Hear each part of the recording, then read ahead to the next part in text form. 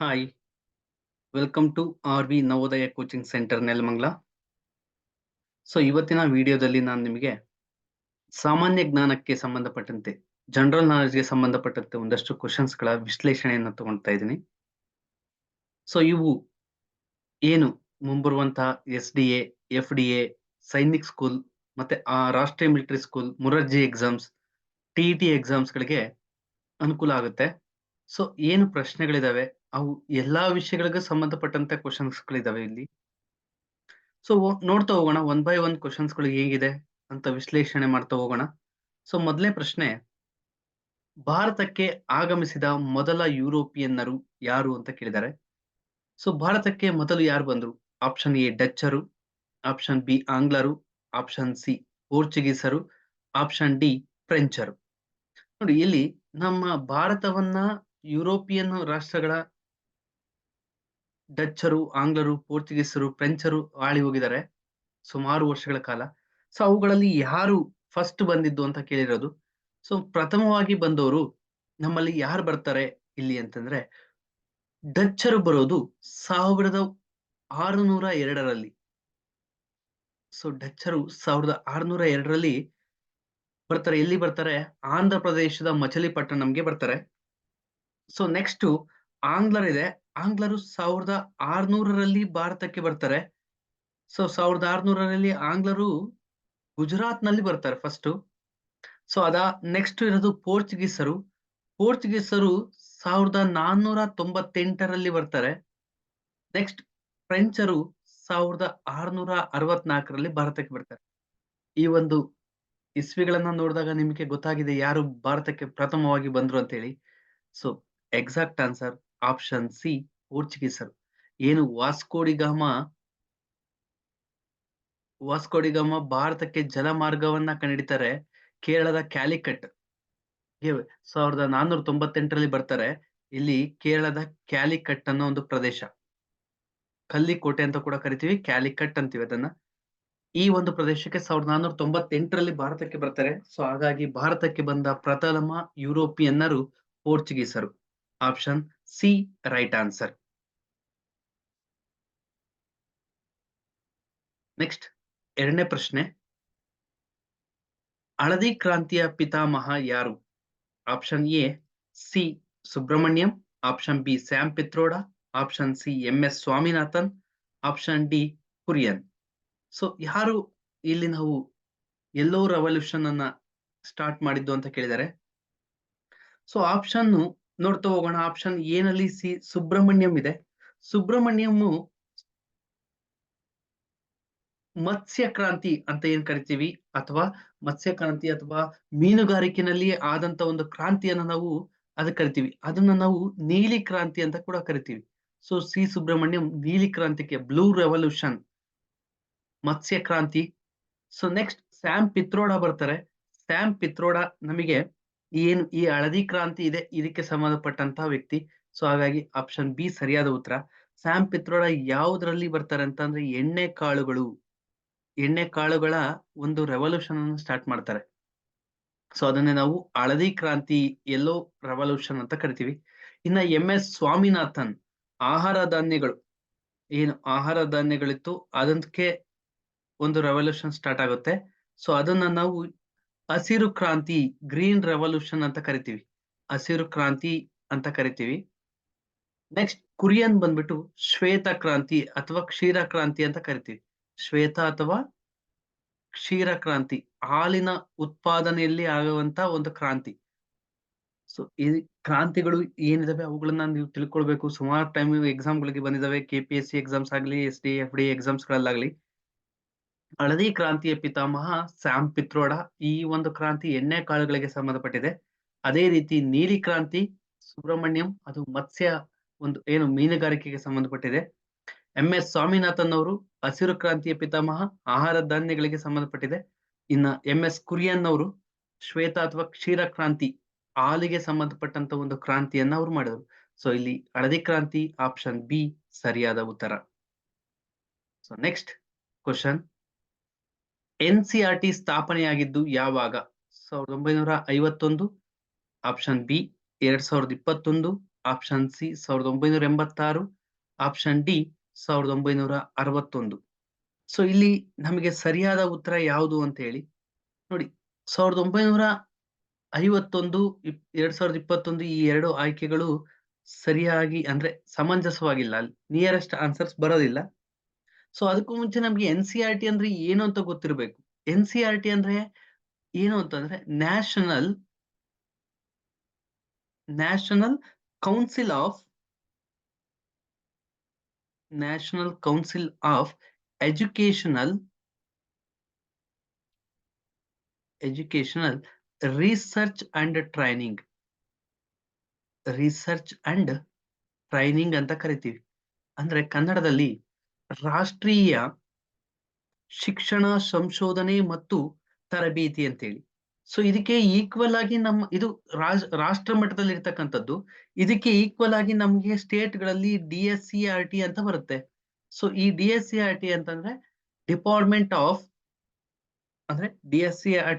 Department of state educational research and training, ಅಂದ್ರೆ ರಾಜ್ಯ ಪಠ್ಯಕ್ರಮಕ್ಕೆ ಸಂಬಂಧಪಟ್ಟಂತೆ. ಇದರ ಏನು ಒಂದು ಕೆಲಸ ಇರುತ್ತೆ ಅಂತಂದ್ರೆ ಪಠ್ಯಕ್ರಮಗಳು ಏನು ಸಿಲೆಬಸ್ ಇರುತ್ತೆ, ಆ ಸಿಲೆಬಸ್ ಗಳನ್ನ ನೋಡ್ಕೊಳ್ಳೋದಾಗ್ಲಿ, ಆ ಯಾವ್ಯಾವ ತರ ಮಕ್ಕಳಿಗೆ ಯಾವ ಇದ್ರಲ್ಲಿ ಇಡ್ಬೇಕು ಅಂತೇಳಿ. ಅಂದ್ರೆ ಇದು ಈ NCERT ಏನ್ ಮಾಡುತ್ತೆ ಅಂದ್ರೆ 3ರಿಂದ 12 ವರ್ಷದ ಒಳಗಿನ ಮಕ್ಕಳಿಗೆ ಪಠ್ಯಕ್ರಮಗಳನ್ನ, ಸಿಲೆಬಸ್ ಅನ್ನ, ಬುಕ್ಸ್ ಗಳನ್ನ ಪ್ರಿಪೇರ್ ಮಾಡುತ್ತೆ. ಈ ಒಂದು NCERT ಫೈನಲೈಸ್ ಮಾಡೋದು, ಕರಿಕ್ಯುಲಮ್ ಇದೇ ತರ ಇರಬೇಕು ಆ ಮಕ್ಕಳಿಗೆ ಅಂತೇಳಿ. ಸೊ ಇಲ್ಲಿ 1986ರಲ್ಲಿ ಹೊಸ ರಾಷ್ಟ್ರೀಯ ಶಿಕ್ಷಣ ನೀತಿ ಸ್ಟಾರ್ಟ್ ಆಗುತ್ತೆ. NEP ಬರುತ್ತೆ. ಈಗ ಹೊಸದಾಗಿ NEP ಆಗಿರೋದಲ್ಲ, ಇದು 1986ರಲ್ಲಿ NEP ಆಗುತ್ತೆ. ಯಾವಾಗ ರಾಜೀವ್ ಗಾಂಧಿ ಪ್ರಧಾನಮಂತ್ರಿ ಆಗಿದ್ದಾರೆ. ಸೊ ಇಲ್ಲಿ ಈ NCERT ಸ್ಥಾಪನೆ ಆಗಿದ್ದು 1961 ಸೆಪ್ಟೆಂಬರ್ 1ನೇ ತಾರೀಕು ಈ ಒಂದು NCERT ಸ್ಥಾಪನೆ ಆಗುತ್ತೆ.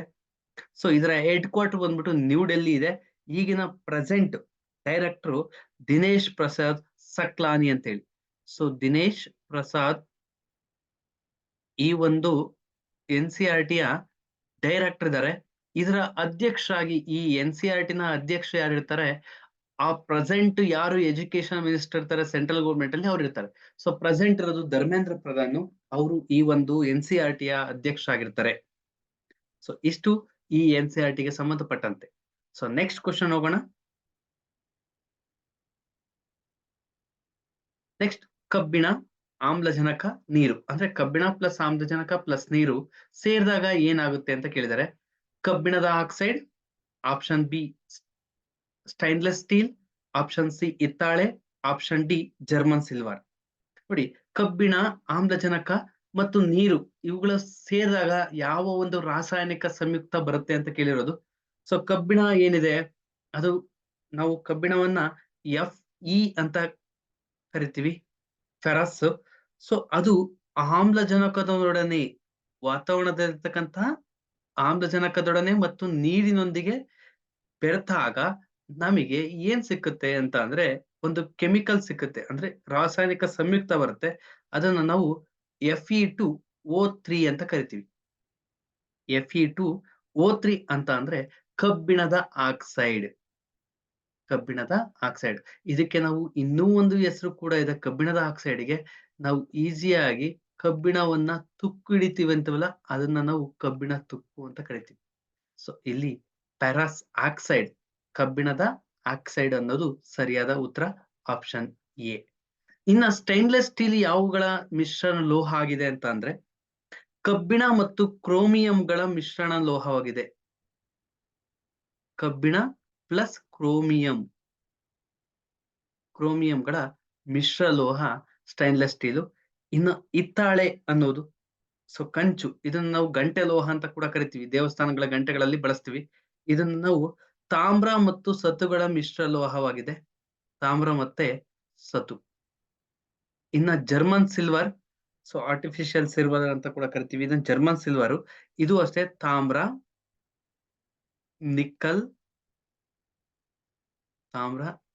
ಮತ್ತು ಜಿಂಕ್ಗಳ ಮಿಶ್ರ ಲೋಹ. ಈ ಒಂದು ಲೋಹಗಳ ಮಿಶ್ರಣವಾಗಿದೆ ಯಾವುದು, ಜರ್ಮನ್ ಸಿಲ್ವರ್. ಸೊ ಕಬ್ಬಿಣ, ಆಮ್ಲಜನಕ, ನೀರು ವಾತಾವರಣದಲ್ಲಿ ಸೇರ್ಕೊಂಡಾಗ ಅದು ತುಕ್ಕು ಹಿಡಿತದೆ. ಅದನ್ನೇ ನಾವು ಫೆರಸ್ ಆಕ್ಸೈಡ್ ಅಥವಾ ಕಬ್ಬಿಣದ ಆಕ್ಸೈಡ್ ಅಂತ ಕರಿತೀವಿ. Okay. Option A right answer. Next ಪ್ರಶ್ನೆ. ಈ ಕೆಳಗಿನವುಗಳಲ್ಲಿ ಯಾವುದು ಅತಿ ಹೆಚ್ಚು ಜೀವಿತಾವಧಿಯನ್ನು ಹೊಂದಿದೆ?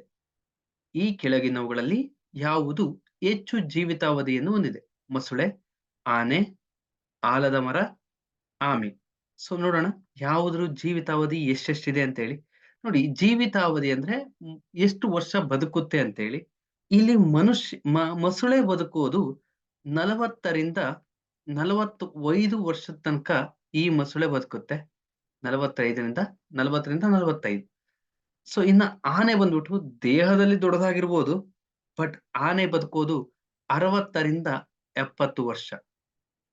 ಇನ್ನ ಆಲದ ಮರ ಬದುಕೋದು 350ರಿಂದ 400 ವರ್ಷ ಈ ಆಲದ ಮರ ಬದುಕುತ್ತೆ. ನೆಕ್ಸ್ಟ್ ಆಮೆ ಬಂದ್ಬಿಟ್ಟು 60ರಿಂದ ಸಾರಿ ಆಮೆ 157 ವರ್ಷ ಬದುಕುತ್ತೆ. 150ರಿಂದ 157 ವರ್ಷಗಳ ಕಾಲ ಈ ಒಂದು ಆಮೆ ಬದುಕುತ್ತೆ. ಸೊ ಇವುಗಳನ್ನ ಬಿಟ್ಟು ಈಗ ಗೊತ್ತಾಗಿದೆ ನಿಮ್ಗಿಲ್ಲಿ ಯಾವುದು ಈ ಆಯ್ಕೆಗಳಲ್ಲಿ ಕೊಟ್ಟಿರ್ತಕ್ಕಂಥ ಎ-ಬಿ-ಸಿ-ಡಿ ಅನ್ನೋ 4 ಆಯ್ಕೆಗಳಲ್ಲಿ ಮೊಸಳೆ, ಆನೆ, ಆಲದ ಮರ, ಆಮೆಗಳಲ್ಲಿ ಆಲದ ಮರ ಅತಿ ಹೆಚ್ಚು ವರ್ಷ ಬದುಕುತ್ತೆ ಅಂತೇಳಿ. ಅದು ಬಿಟ್ಟು ಕೂಡ ನಿಮಗೆ ಒಂದಷ್ಟು ಮಾಹಿತಿ ಗೊತ್ತಿರ್ಲಿ. ಇಲ್ಲಿ ನಾಯಿ, ನಾವೇನು ಸಾಕು ಪ್ರಾಣಿಗಳನ್ನ ನಾಯಿ ಕೂಡ ಕರಿತೀವಿ. ಆ ನಾಯಿಯ ಜೀವಿತಾವಧಿ 15 ವರ್ಷ ಆಗಿರುತ್ತೆ. ಸೊ ಹಾಗೆ ನಾವು ಇಲ್ಲಿ ಹುಲಿ ಏನ್ ಕಾಣ್ತೀವಿ, ಈ ಹುಲಿಯ ಜೀವಿತಾವಧಿ 25 ವರ್ಷ. ಸೊ ಹಾಗೆ ನಿಮಗೆ ನಮ್ಮ ಮನೆಗಳಲ್ಲಿ ನೋಡ್ತಕ್ಕಂತ ನೊಣ, ಏನು ಹೌಸ್ ಪೀಸ್ ನೋಡ್ತೀವಿ, ಹೌಸ್ ಫ್ಲೈಸ್, ಅದು 15ರಿಂದ 30 ದಿನಗಳು ಮಾತ್ರ. ಇವೆಲ್ಲ ವರ್ಷಗಳಿದ್ರೆ ನೋಡಿ, ಇದು ನೊಣ 15ರಿಂದ 30 ದಿನ. ಹಾಗೆ ಕುದುರೆ ಕುದುರೆ 30 ವರ್ಷಗಳ ಕಾಲ ಬದುಕುತ್ತೆ. ಸೊ ಇನ್ನ ನಿಮಗೆ ದೈತ್ಯ ಸಿಕೋಯ್ ಅಂತ ಒಂದು ಮರ ಇದೆ. ಸೊ ಸಿಕೋಯ್ ದೈತ್ಯ ಸಿಕೋಯ್ ಅನ್ನೋ ಒಂದು ಮರ 3,500 ವರ್ಷಗಳ ಕಾಲ ಬದುಕುತ್ತೆ. 3,500 ವರ್ಷಗಳ ಕಾಲ ಬದುಕುತ್ತೆ. ಇದು ಅತಿ ಹೆಚ್ಚು ಜೀವಿತಾವಧಿಯನ್ನು ಹೊಂದಿರತಕ್ಕಂಥದ್ದು. ಸೊ ಸಿಲ್ವರ್ ಹೋಕ್ ಇದೆ. ಮತ್ತೆ ಈ ದೈತ್ಯ ಸಿಕೋಯಿ 3,500 ವರ್ಷಗಳು. ಸೊ ಇಲ್ಲಿ ನಾವು ಆಯ್ಕೆಗಳನ್ನ ನೋಡಿದಾಗ ನಮಗ ಕೊಟ್ಟಿರ್ತಕ್ಕಂಥ ಆಯ್ಕೆಗಳಲ್ಲಿ ಆಲದ ಮರ 350ರಿಂದ 400 ವರ್ಷಗಳ ಕಾಲ ಬದುಕೋದ್ರಿಂದ ಅತಿ ಹೆಚ್ಚು ಜೀವಿತಾವಧಿಯನ್ನು ಹೊಂದಿರೋದು ಆಪ್ಷನ್ ಸಿ ನಲ್ಲಿರ್ತಕ್ಕಂಥ ಆಲದ ಮರ. ಅದನ್ನ ಹೊರತುಪಡಿಸಿ ನಾಯಿ, ಹುಲಿ, ನೊಣ, ಕುದುರೆಗಳು ನಿಮ್ಗೆ ಕೊಟ್ಟಿದ್ದೀನಿ ಎಕ್ಸಾಂಪಲ್ಸ್ ಗಳನ್ನ. ಯಾಕಂದ್ರೆ ನಾವು ಒಂದು ಕ್ವೆಷನ್‌ಗೆ ಏನ್ ಆನ್ಸರ್ ಇದೆ ಅಷ್ಟೇ ನೋಡಿದ್ರೆ ನಮ್ಗೆ ಆನ್ಸರ್ಸ್ ಗೊತ್ತಾಗೋದಿಲ್ಲ. ಆ ಆಪ್ಷನ್ಸ್ ಗಳನ್ನು ತಿಳ್ಕೊಂಡಾಗ ಇನ್ನೂ ಹೆಚ್ಚಿನ ಮಾಹಿತಿಗಳನ್ನ ನಾವು ತಗೋಬಹುದು. ಸೊ ಹಾಗಾಗಿ ನಿಮ್ಗೆ ಎವ್ರಿ ಆಪ್ಷನ್ಸ್ ಅನ್ನು ಕೂಡ ನಿಮ್ಗೆ ಎಕ್ಸ್‌ಪ್ಲೈನ್ ಮಾಡ್ತಾ ಹೋಗ್ತಾ ಇದ್ದೀನಿ. ನೆಕ್ಸ್ಟ್ ನೀವು ಯಾರು ಇನ್ನೂ ನಮ್ಮ ಆರ್-ವಿ ನವೋದಯ ಕೋಚಿಂಗ್ ಸೆಂಟರ್‌ನ ಇನ್ನೂ ಸಬ್ಸ್ಕ್ರೈಬ್ ಮಾಡ್ಕೊಂಡಿಲ್ಲ, ಈ ಕೂಡಲೇ ಸಬ್ಸ್ಕ್ರೈಬ್ ಮಾಡ್ಕೊಳ್ಳಿ. ಬೆಲ್ ಐಕಾನ್ ಅನ್ನ ಕ್ಲಿಕ್ ಮಾಡ್ಕೊಳ್ಳಿ. ನಿಮಗೆ ಹೊಸ ವಿಡಿಯೋಗಳ ನೋಟಿಫಿಕೇಶನ್ ಸಿಗುತ್ತೆ. ಓಕೆ. Next question. ವಿಕ್ರು ಗೋಕಾಕ್ ರವರ ಯಾವ ಕೃತಿಗೆ ಜ್ಞಾನಪೀಠ ಪ್ರಶಸ್ತಿ ಲಭಿಸಿದೆ ಅಂತ ಕೇಳಿದ್ದಾರೆ. ಆಪ್ಷನ್ ಎ ಚಿಕ್ಕ ವೀರ ರಾಜೇಂದ್ರ, ಆಪ್ಷನ್ ಬಿ ಮುಖಜ್ಜಿಯ ಕನಸುಗಳು, option C Nakutanti, option D Bharat Sindhu Rashmi. ನೋಡಿ ಜ್ಞಾನಪೀಠ ಪ್ರಶಸ್ತಿಗಳು ನಮಗೆ ಕನ್ನಡದಲ್ಲಿ 8 ಜ್ಞಾನಪೀಠ ಪ್ರಶಸ್ತಿಗಳು ಲಭಿಸಿದವೆ. ಟೋಟಲ್ ಆಗಿ 8 ಜ್ಞಾನಪೀಠ ಪ್ರಶಸ್ತಿಗಳಲ್ಲಿ ವಿ.ಕೃ ಗೋಕಾಕ್ ಕೂಡ ಒಂದು ಜ್ಞಾನಪೀಠ ಪ್ರಶಸ್ತಿ ಸಿಕ್ಕಿದೆ. ಸೊ ಇಲ್ಲಿ ಕೇಳಿರೋದು ಆಪ್ಷನ್ ಎ ನಲ್ಲಿರೋದು ಚಿಕ್ಕ ವೀರ ರಾಜೇಂದ್ರ. ಈ ಚಿಕ್ಕ ವೀರ ರಾಜೇಂದ್ರ ಯಾವ ಕೃತಿಗೆ ಸಿಕ್ಕಿದೆ ಅಂತ, ಈ ಕೃತಿ ಅನ್ನೋದು ಚಿಕ್ಕ ವೀರ ರಾಜೇಂದ್ರನ ಕೃತಿಗೆ 1983ರಲ್ಲಿ ಈ ಒಂದು ಜ್ಞಾನಪೀಠ ಪ್ರಶಸ್ತಿ ಸಿಗುತ್ತೆ. ಸೊ ಯಾರು ಈ ಕೃತಿಯ ಕರ್ತೃ ಅಂತಂದ್ರೆ ಕನ್ನಡದ ಆಸ್ತಿ ಮಾಕ್ಸ್ತಿ ವೆಂಕಟೇಶ್ ಅಯ್ಯಂಗಾರ್. ಮಾಕ್ಸ್ತಿ ವೆಂಕಟೇಶ್ ಅಯ್ಯಂಗಾರ್. ಸೊ ಇನ್ನ ನೆಕ್ಸ್ಟ್ ಆಪ್ಷನ್ಸ್ ಮೂಕಜ್ಜಿಯ ಕನಸುಗಳು. ಈ ಮೂಕಜ್ಜಿಯ ಕನಸುಗಳು ಅನ್ನೋ ಕೃತಿಗೆ 1977ರಲ್ಲಿ ಭಾರತದ ಜ್ಞಾನಪೀಠ ಪ್ರಶಸ್ತಿ ಸಿಕ್ಕುತ್ತೆ. ಇದನ್ನ ಬರೆದಿರೋದು ಕಡಲತೀರ ಭಾರ್ಗವ ಶಿವರಾಮ್ ಕಾರಂತ್. ನಡೆದಾಡುವ ವಿಶ್ವಕೋಶ ಅಂತ ಕೂಡ ಕರಿತೀವಿ ನಾವು ಇವರನ್ನ, ಕಡಲತೀರ ಭಾರ್ಗವ ಅಥವಾ ಶಿವರಾಮ್ ಕಾರಂತ್. ನೆಕ್ಸ್ಟ್ ಆಯ್ಕೆ ಆಪ್ಷನ್ ಸಿ ನಲ್ಲಿರ್ತಕ್ಕಂಥದ್ದು ನಾಕುತಂತಿ. ಸೊ 4 ತಂತಿಗೆ 1973ರಲ್ಲಿ ಅಂದ್ರೆ 2ನೇ ಜ್ಞಾನಪೀಠ ಪ್ರಶಸ್ತಿ, ಕನ್ನಡದ 2ನೇ ಜ್ಞಾನಪೀಠ ಪ್ರಶಸ್ತಿ. ಮೊದಲನೇ ಜ್ಞಾನಪೀಠ ಪ್ರಶಸ್ತಿ ಬರೋದು ಕುವೆಂಪು ಅವರ ಶ್ರೀ ರಾಮಾಯಣ ದರ್ಶನಂಗೆ. ಸೊ 2ನೇದಾಗಿ ಬರೋದು 1973ರಲ್ಲಿ ಶ್ರೀ ದ.ರಾ ಬೇಂದ್ರೆ ಅವ್ರಿಗೂ, ದತ್ತಾತ್ರೇಯ ರಾಮಚಂದ್ರ ಬೇಂದ್ರೆ. ನೋಡಿ, ಬದುಕಲ್ಲಿ ಬೆಂದ್ರೆ ದ.ರಾ ಬೇಂದ್ರೆ ಆಗ್ಬೋದಂತೆ. ಸೊ ಅದೇ ರೀತಿ ದ.ರಾ ಬೇಂದ್ರೆ ಅವರಿಗೆ 1970ರಲ್ಲಿ 4 ತಂತಿ ಕೃತಿಗೆ ಸಿಗುತ್ತೆ. ಇನ್ನ ಗೊತ್ತಾಯ್ತು ನಿಮ್ಗೆ ಇಲ್ಲಿ ಆಪ್ಷನ್ಸ್ ಉಳಿದಿರೋದೊಂದೇ ಯಾವ ಆಯ್ಕೆ ಸರಿ ಆಗುತ್ತೆ ಅಂತೇಳಿ. ಸೊ ಹಾಗಾದ್ರೆ ಭಾರತ ಸಿಂಧು ರಶ್ಮಿ ಅನ್ನೋದು 1990ರಲ್ಲಿ ವಿ.ಕೃ. ಗೋಕಾಕ್ ಅವರಿಗೆ ಈ ಒಂದು ಜ್ಞಾನಪೀಠ ಪ್ರಶಸ್ತಿ ಸಿಕ್ಕುತ್ತೆ. ವಿ.ಕೃ. ಗೋಕಾಕ್ ಅವರಿಗೆ.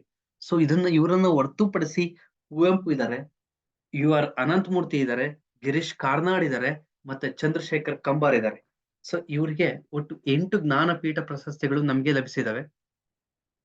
ಸೊ ಒನ್ ಬೈ ಒನ್ ನಿಮ್ಗೆ ಎಕ್ಸ್‌ಪ್ಲೇನ್ ಮಾಡ್ತಾ ಹೋಗಿದ್ದೀನಿ. ಈಗ ವಿ.ಕೃ. ಗೋಕಾಕ್ ಅವರ ಯಾವ ಕೃತಿಗೆ ಅಂತಂದ್ರೆ ಭಾರತ ಸಿಂಧು ರಶ್ಮಿ, ಆಪ್ಷನ್ ಡಿ ಸರಿಯಾದ ಉತ್ತರ. Next question. ಅಕ್ಕ ಮಹಾದೇವಿಯ ವಚನಗಳ ಅಂಕಿತ ನಾಮವೇನು? ಅಕ್ಕ ಮಹಾದೇವಿಯ ವಚನಗಳ ಅಂಕಿತ ನಾಮವೇನು ಅಂತ ಕೇಳಿದ್ದಾರೆ. ಆಪ್ಷನ್ ಎ ಕೂಡಲ ಸಂಗಮ ದೇವ, option B Amareshwara Linga, option C Channamallikarjuna, option D Guheshwara. So Kudala Sangama Deva ಅನ್ನುವುದು ನಮ್ಮ ಕಾಯಕವೇ ಕೈಲಾಸ ಅಂದಂತ ಬಸವಣ್ಣನವರದ್ದು. ಅಮರೇಶ್ವರ ಲಿಂಗ ಅನ್ನೋದು ನಮ್ಮ ಆಯ್ದಕ್ಕಿ ಲಕ್ಕಮ್ಮ ಅವರದು. ಆಯ್ದಕ್ಕಿ ಲಕ್ಕಮ್ಮ. ಚನ್ನಮಲ್ಲಿಕಾರ್ಜುನ ಅಕ್ಕ ಮಹಾದೇವಿ. ನೆಕ್ಸ್ಟ್ ಗುಹೇಶ್ವರ ಅನ್ನೋದು ಅಲ್ಲಮ್ಮ ಪ್ರಭುಗಳದು. ನೋಡಿ, ಈ ಅಂಕಿತ ನಾಮಗಳು ಸಾಕಷ್ಟು ಸಲ ಎಕ್ಸಾಮ್ಸ್ ಗಳಿಗೆ ಬಂದಿದಾವೆ. ಸೊ ಇವುಗಳ ಮೇಲೆ ತುಂಬಾ ಸಲ ಎಕ್ಸಾಮ್ಸ್ ಗಳಿಗೆ ಬಂದಿರೋದ್ರಿಂದ ಇದು ಇಂಪಾರ್ಟೆಂಟ್ ಟಾಪಿಕ್, ಅಂಕಿತ ನಾಮಗಳದು. ಸೊ ಬಸವಣ್ಣನವರದು ಕೂಡಲ ಸಂಗಮ ದೇವ, ಅಮರೇಶ್ವರ ಲಿಂಗ ಅನ್ನೋದು, ಐದಕ್ಕಿ ಲಕ್ಕಮ್ಮ ಅವ್ರದ್ದು, ಚನ್ನಮಲ್ಲಿಕಾರ್ಜುನ ಅನ್ನೋದು ಅಕ್ಕ ಮಹಾದೇವಿ ಅವರದು, ಅದೇ ರೀತಿ ಗುಹೇಶ್ವರ ಅನ್ನೋದು ಅಲ್ಲಮ್ಮ ಪ್ರಭುಗಳು. ಅದಾದ ನಂತರ ನಿಮಗೆ ಮುಕ್ತಾಯಕ್ಕ ಅಂತ ಬರುತ್ತೆ, ಅಜಗಣ್ಣ. ನೆಕ್ಸ್ಟ್ ದೇವರ ದಾಸಿಮಯ್ಯ ಅವ್ರದ್ದು ರಾಮನಾಥ. ಅದೇ ರೀತಿ ನಾವು ಇಲ್ಲಿ ಅಕ್ಕ ಮಹಾದೇವಿ ಅವ್ರನ್ನ ನಾವು ದಕ್ಷಿಣದ ಮೀರಾಬಾಯಿ ಅಂತ ಕೂಡ ಕರಿತೀವಿ. ಹಿಂದಿಲಿ ಹೇಗೆ ಉತ್ತರ ಭಾರತದಲ್ಲಿ ಮೀರಾಬಾಯಿ ಇದ್ದಾರೆ, ಅದೇ ರೀತಿ ಇವರನ್ನ ದಕ್ಷಿಣದ ಮೀರಾಬಾಯಿ ಅಂತ ಕೂಡ ಕರಿತೀವಿ, ಶ್ರೀಕೃಷ್ಣನ ಆರಾಧಕಿ. ಸೊ ಹಾಗೆ ಇಲ್ಲಿ ಮೀರಾಬಾಯಿ, ದಕ್ಷಿಣದ ಮೀರಾಬಾಯಿ ಅಂತೇಳಿ ಅಕ್ಕ ಮಹಾದೇವಿ ಕರಿತೀವಿ. ಆಪ್ಷನ್ ಸಿ ಚನ್ನಮಲ್ಲಿಕಾರ್ಜುನ ಅನ್ನೋದು ಅಕ್ಕ ಮಹಾದೇವಿಯವರ ಅಂಕಿತ ನಾಮವಾಗಿದೆ, ವಚನಗಳ ಅಂಕಿತ ನಾಮವಾಗಿದೆ. ನೆಕ್ಸ್ಟ್ ಪ್ರಶ್ನೆ. ಅನಿಲನ ಎಂದರೆ ಆಪ್ಷನ್ ಎ ಗಾಜನ್ನ ತಂಪು ಮಾಡುವ ಪ್ರಕ್ರಿಯೆ, ಆಪ್ಷನ್ ಬಿ ಸಿಮೆಂಟ್ ಬೇಗ ಗಡಸ ಆಗುವುದನ್ನು ತಡೆಯುವಂತ ಪ್ರಕ್ರಿಯೆ, ಆಪ್ಷನ್ ಸಿ ಗಾಜನ್ನು ನಿಧಾನವಾಗಿ ತಂಪು ಮಾಡುವ ಪ್ರಕ್ರಿಯೆ, ಆಪ್ಷನ್ ಡಿ ಗಾಜನ್ನು ಕತ್ತರಿಸುವ ಪ್ರಕ್ರಿಯೆ. ನೋಡಿ, ಇಲ್ಲಿ ಅನಿಲನ ಅಂತ ಕೇಳಿದ್ದಾರೆ. ಏನು ಅನಿಲನ ಅಂತ ಅಂದ್ರೆ ಈ ಗಾಜಿಗೆ ಸಂಬಂಧಪಡುತ್ತೆ ಇದು ಅನಿಲನ ಅನ್ನೋದು. ಇಲ್ಲಿ ಗಾಜನ್ನ ತಕ್ಷಣ ತಂಪು ಮಾಡುವಂತ ಪ್ರಕ್ರಿಯೆ ಅಂತ ಕೊಟ್ಟಿದ್ದಾರೆ ಆಪ್ಷನ್ ಎನಲ್ಲಿ. ಸೊ ಗಾಜನ್ನ ತಕ್ಷಣ ತಂಪು ಮಾಡೋದು ಅಂತ ಪ್ರಕ್ರಿಯೆನ ನಾವು ಪಿಂಚಿಂಗ್ ಅಂತ ಕರಿತೀವಿ. ಸೊ ಅದೇ ರೀತಿ ಗಾಜನ್ನ ನಿಧಾನವಾಗಿ ತಂಪು, ಆಪ್ಷನ್ ಸಿ ನಲ್ಲಿ ಇರ್ತಕ್ಕಂಥದ್ದು ಗಾಜನ್ನ ನಿಧಾನವಾಗಿ ತಂಪು ಮಾಡುವ, ತಕ್ಷಣ ಮಾಡೋದು ಪಿಚ್ಚಿಂಗ್, ನಿಧಾನವಾಗಿ ತಂಪು ಮಾಡೋದು ಅನಿಲನ. ಸೊ ನಮಗೆ ಆಪ್ಷನ್ ಸಿ ರೈಟ್ ಆನ್ಸರ್ ಆಯ್ತು. ಇನ್ನು ಸಿಮೆಂಟ್ ಬೇಗ ಗಡಸಾಗುವುದನ್ನು ತಡೆಯುವಂತ ಪ್ರಕ್ರಿಯೆ, ಅಲ್ಲಿ ಯಾವುದೇ ಪ್ರಕ್ರಿಯೆ ಇಲ್ಲ, ಒಂದು ವಸ್ತು ಇದೆ, ಅದನ್ನ ನಾವು ಜಿಪ್ಸಮ್ ಅಂತ ಕರಿತೀವಿ. ಈ ಜಿಪ್ಸಮ್ ಅನ್ನ ಸೇರಿಸೋದ್ರಿಂದ ಸಿಮೆಂಟ್ ಬೇಗ ಗಡಸಾಗೋದನ್ನ ತಡಿಬಹುದು.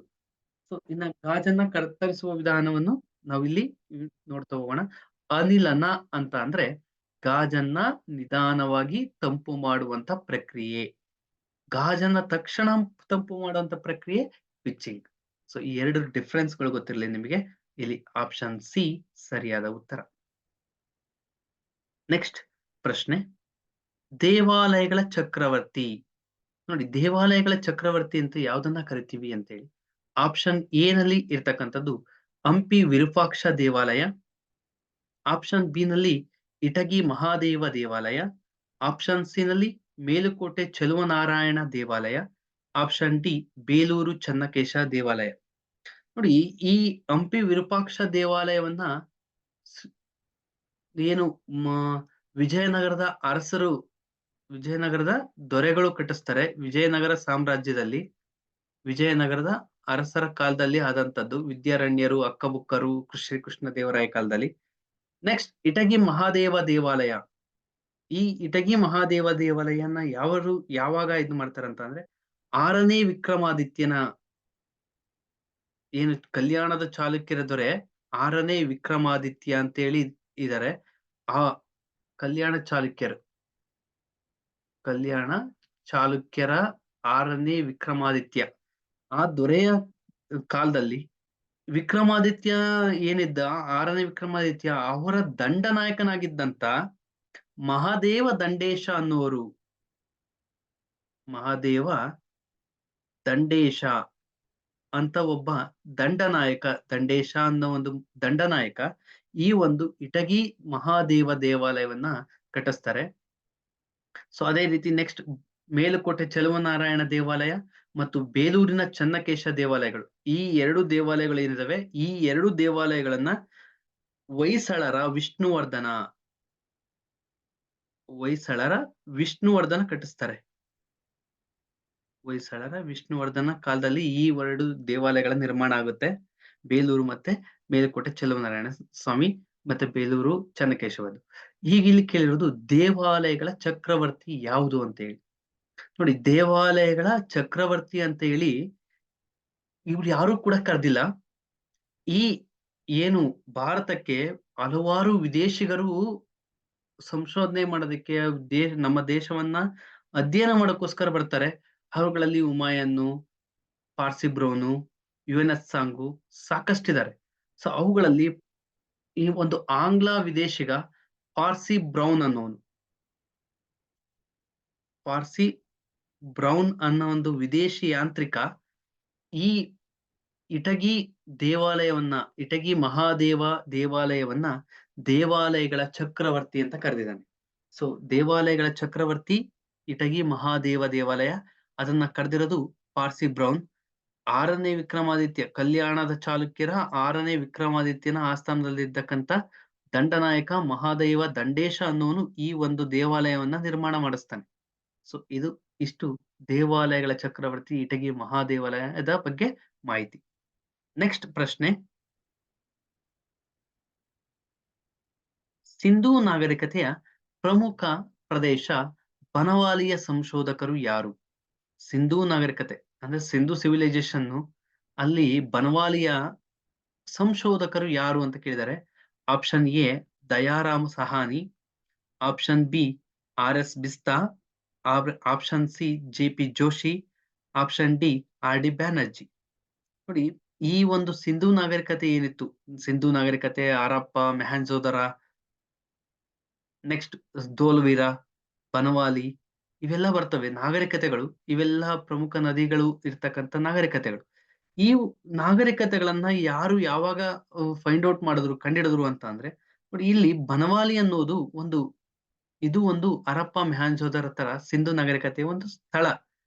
ಇಲ್ಲಿ ದಯಾರಾಮ್ ಸಹಾನಿ ಹರಪ್ಪವನ್ನ ಕಂಡಿಡ್ತಾರೆ. ಆಪ್ಷನ್ ಇರ್ತಕ್ಕಂಥ ದಯಾರಾಮ್ ಸಹಾನಿ ಹರಪ್ಪ ಸಿವಿಲೈಸೇಷನ್ ಏನು ನಾಗರಿಕತೆಯನ್ನ ಕಂಡಿಡ್ತಾರೆ 1921ರಲ್ಲಿ. ಅದು ಪಾಕಿಸ್ತಾನದಲ್ಲಿ ಲೊಕೇಟ್ ಆಗಿದೆ. ಇನ್ನ ಆರ್.ಎಸ್. ಬಿಸ್ತಾ ಬರ್ತಾರೆ. ಆರ್.ಎಸ್. ಬಿಸ್ತಾ 1975ರಲ್ಲಿ 1975ರಲ್ಲಿ ಇವ್ರು ಕಂಡಿಡಿಯೋದು ಬನವಾಲಿಯನ್ನ. ಇನ್ನ ಜೆ.ಪಿ. ಜೋಶಿ 1967ರಲ್ಲಿ ಧೋಲವೀರವನ್ನ ಕಂಡಿಡಿತಾರೆ. ಧೋಲವೀರ. Next RD. ಬ್ಯಾನರ್ಜಿ 1922ರಲ್ಲಿ ಮೆಹಂಜದರೋ ಅನ್ನೋ ಒಂದು ನಾಗರಿಕತೆಯ ಸ್ಥಳ, ಸಿಂಧೂ ನಾಗರಿಕತೆಯ ಒಂದು ಸ್ಥಳವನ್ನ ಫೈಂಡ್ ಔಟ್ ಮಾಡ್ತಾರೆ. ದಯಾರಾಮ್ ಸಾಹನಿ ಹರಪ್ಪವನ್ನ 1921ರಲ್ಲಿ, ಆರ್.ಎಸ್. ಬಿಸ್ತಾ 1975ರಲ್ಲಿ ಬನವಾಲಿ, ಜೆ.ಪಿ. ಜೋಶಿ ಅನ್ನೋರು 1967ರಲ್ಲಿ ಧೋಲವೀರ. ಅದೇ ರೀತಿ ಆಪ್ಷನ್ ಡಿ ನಲ್ಲಿರ್ತಕ್ಕಂಥ ಆರ್.ಡಿ. ಬ್ಯಾನರ್ಜಿ ಅವರು 1922ರಲ್ಲಿ ಮೊಹೆಂಜೊದಾರೊವನ್ನ ಫೈಂಡ್ ಔಟ್ ಮಾಡ್ತಾರೆ. ಸೊ ಇಲ್ಲಿ ನಮಗೆ ಪ್ರಶ್ನೆ ಇರೋದು ಸಿಂಧೂ ನಾಗರಿಕತೆಯ ಪ್ರಮುಖ ಪ್ರದೇಶ ಬನವಾಲಿಯ ಸಂಶೋಧಕರು ಯಾರು ಅಂತೇಳಿ. ಬನವಾಲಿ ಸಂಶೋಧಕರು ಆರ್.ಎಸ್. ಬಿಸ್ತಾ ಸರಿಯಾದ ಉತ್ತರ. ನೆಕ್ಸ್ಟ್ ಪ್ರಶ್ನೆ, ಬುದ್ಧನ ಮಹಾಪರಿನಿರ್ವಾಣದ ಸಂಕೇತ. ಗೌತಮ ಬುದ್ಧ ಏನು ಎಲ್ಲಾ ಸಾಮ್ರಾಜ್ಯಗಳನ್ನ ತೊರೆದು ಬುದ್ಧ ಆಗಿದ್ದಾರೆ. ಅವರು ಬುದ್ಧನ ಮಹಾಪರಿನಿರ್ವಾಣದ ಸಂಕೇತವನ್ನ ಕೇಳಿದ್ದಾರೆ. ಕಮಲ, ಕುದುರೆ, ಸ್ತೂಪ, ಬೋಧಿವೃಕ್ಷ. ಇಲ್ಲಿ ಬುದ್ಧನಿಗೆ ಸಂಬಂಧಪಟ್ಟಂತೆ ನೋಡಿ ಒಂದೊಂದು ಸಂಕೇತಗಳು ಇದಾವೆ. ಆ ಸಂಕೇತಗಳು ಏನು? ಕಮಲದ ಸಂಕೇತ ಏನು? ಕುದುರೆಯ ಸಂಕೇತ ಏನು? ಸ್ತೂಪದ ಸಂಕೇತ ಏನು? ಬೋಧಿ ವೃಕ್ಷದ ಸಂಕೇತ ಏನು ಅನ್ನೋದು ಗೊತ್ತಾಗಬೇಕು. ಸೊ ಇಲ್ಲಿ ಬುದ್ಧನ ಜನ್ಮದ ಸಂಕೇತವನ್ನ ಸೂಚಿಸೋದು ನಮಗೆ ಕಮಲ. ಬುದ್ಧನ ಜನ್ಮದ ಸಂಕೇತವನ್ನ ಸೂಚಿಸುತ್ತೆ. ಸೊ ಅದೇ ರೀತಿ ಮಹಾಪರಿತ್ಯಾಗದ ಅಂದ್ರೆ ಏನೋ ಅವನು ಸಾಮ್ರಾಜ್ಯನ ಮತ್ತು ಅವನು ಹೆಂಡತಿ ಮಕ್ಕಳನ್ನೆಲ್ಲ ಬಿಟ್ಬಿಟ್ಟು ಹೋಗ್ತಾನೆ. ಜ್ಞಾನೋದಯ ಆಗುತ್ತೆ. ಅದು ಅಲ್ಲಿ ಹೋಗುವಂತ ಸಂದರ್ಭದಲ್ಲಿ ಅವನು ಎಲ್ಲಾ ಸಾಮ್ರಾಜ್ಯನ ತ್ಯಾಗ ಮಾಡಿ ಹೋಗ್ತಾನೆ. ಅದನ್ನ ನಾವು ಮಹಾಪರಿತ್ಯಾಗ ಅಂತ ಕರಿತೀವಿ. ಆ ಮಹಾಪರಿತ್ಯಾಗದ ಸಂಕೇತ ಕುದುರೆ. ಅಂದ್ರೆ ಮಹಾಪರಿತ್ಯಾಗದ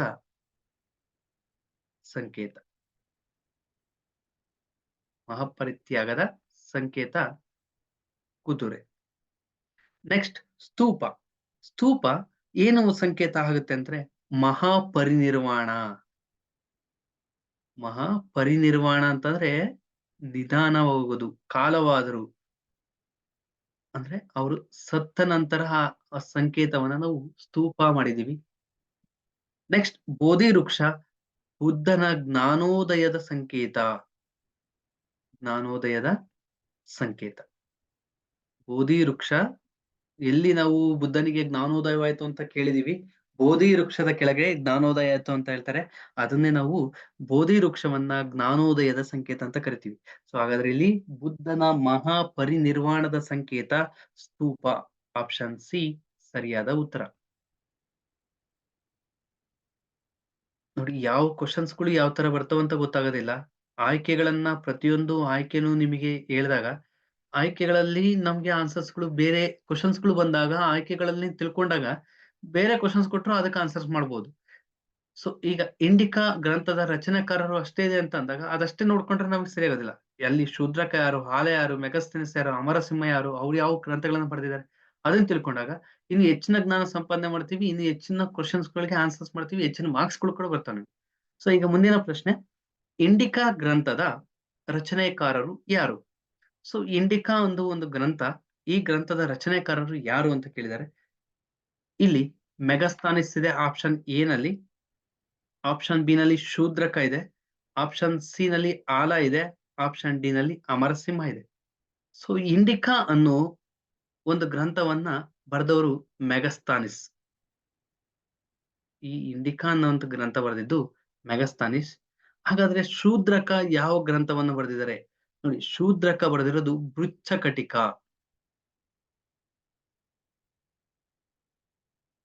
ಬೃಚ್ಛಕಟಿಕಂ ಅನ್ನೋ ಒಂದು ಗ್ರಂಥವನ್ನ ಶೂದ್ರಕ ಬರೀತಾರೆ. ಆಲ ಬರೆಯೋದು ಗತ ಸಪ್ತಸತಿ ಅಂತೇಳಿ. ಗತ ಸಪ್ತಸತಿ ಅಂತ ಒಂದು ಗ್ರಂಥವನ್ನು ಬರೀತಾರೆ. ಅಮರಸಿಂಹನ ಅಮರಕೋಶ.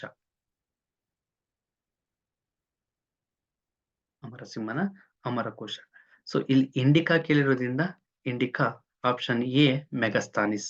ಶೂದ್ರಕ, ಬೃಚ್ಛಕಟಿಕಂ, ಆಲ, ಗತ ಸಪ್ತಸತಿ, ಅಮರಸಿಂಹ, ಅಮರಕೋಶ. ಸೊ ಹೀಗೆ ಈ ಗ್ರಂಥಗಳ ಮೇಲೆ ಸುಮಾರು ಕ್ವಶನ್ಸ್ಗಳು ಬರ್ತವೆ ನಿಮಗೆ. ಆ ಗ್ರಂಥಗಳು ಮತ್ತೆ ಗ್ರಂಥಗಳ ರಚನಾಕಾರರುಗಳನ್ನ ನೋಡ್ಕೋಬೇಕು ನೀವು. ನೆಕ್ಸ್ಟ್ ಪ್ರಶ್ನೆ, ಭಾರತದ ರು 100ರ ನೋಟಿನಲ್ಲಿರುವ ಸ್ಮಾರಕ ಯಾವುದು?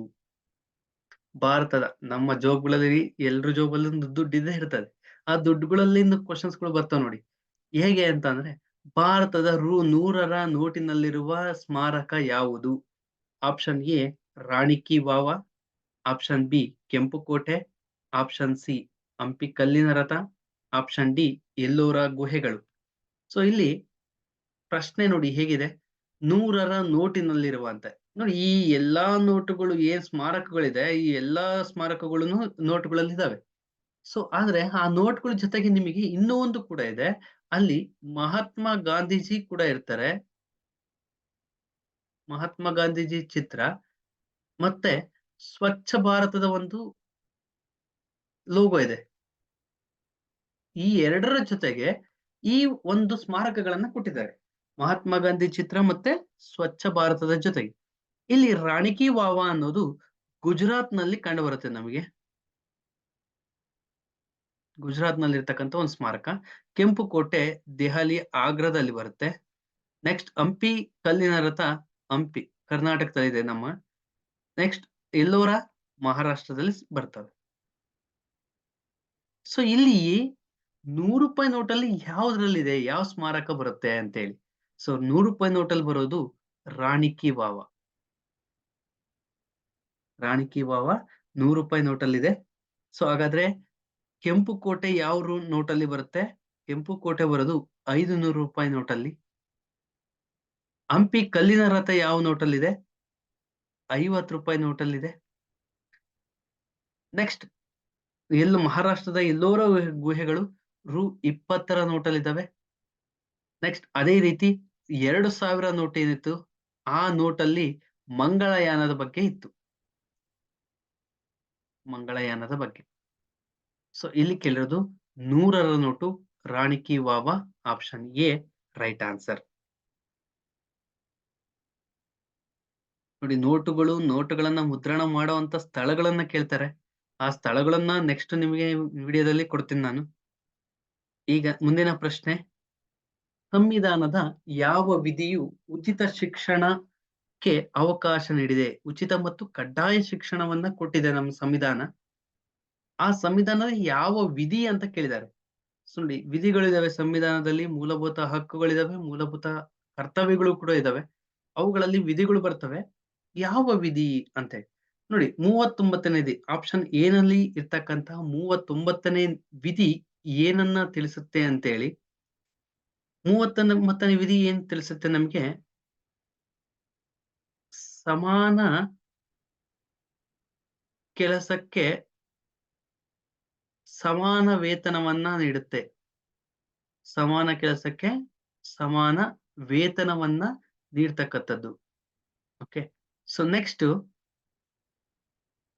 45ನೇ ವಿಧಿ ಏನ್ ತಿಳಿಸುತ್ತೆ ಅಂತ ಅಂದ್ರೆ, 45ನೇ ವಿಧಿ ಶಿಕ್ಷಣವನ್ನ ಅಂದ್ರೆ ಕಡ್ಡಾಯ ಶಿಕ್ಷಣವನ್ನ ತಿಳಿಸುತ್ತೆ. ನೆಕ್ಸ್ಟ್ 47ನೇ ವಿಧಿ ಏನನ್ನ ನಮಗೆ ತಿಳಿಸುತ್ತೆ ಅಂತ ಅಂದ್ರೆ, ಮದ್ಯಪಾನ ನಿಷೇಧವನ್ನ ತಿಳಿಸುತ್ತೆ. 14ನೇ ವಿಧಿ ಕಾನೂನಿನ ಮುಂದೆ ಎಲ್ಲರೂ ಸಮಾನರು. ಕಾನೂನಿನ ಮುಂದೆ ಯಾರು ಕೂಡ ದೊಡ್ಡವರಲ್ಲ, ಯಾರು ಕೂಡ ಚಿಕ್ಕವರಲ್ಲ, ಕಾನೂನಿನ ಮುಂದೆ ಎಲ್ಲರೂ ಸಮಾನರು ಅನ್ನೋದನ್ನ ಈ ಒಂದು ವಿಧಿ ತಿಳಿಸುತ್ತೆ.